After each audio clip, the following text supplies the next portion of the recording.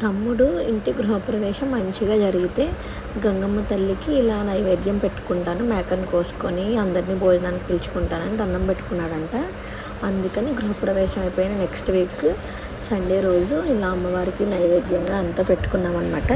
So ఏమేమి varieties prepare చేయించాడో ఇక్కడ చూపిస్తున్నాను. అలానే అమ్మవారికి మనం ఏదైనా మొక్కుకున్నప్పుడు ఆవిడకి చూపించి చేసుకునే వంట చాలా టేస్టీగా ఉంటుంది కదా, దేవుడికి పెట్టింది ఏదైనా.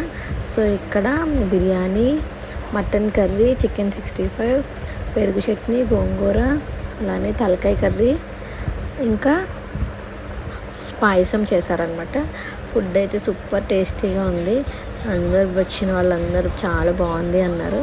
మన ఛానల్లో వీడియోస్ చూస్తున్నారు కానీ సబ్స్క్రైబ్ చేసుకోవట్లేదు. ఆల్మోస్ట్ ఎవ్రీడే 1000 మెంబర్స్ చూస్తున్నారు, ఒకరిద్దరు కూడా సబ్స్క్రైబ్ చేసుకోవట్లేదు. కంటెంట్ నచ్చితే మ్యాక్సిమం సబ్స్క్రైబ్ చేసుకోండి, కొంచెం ఎంకరేజింగ్గా ఉంటుంది కదా. Thank you.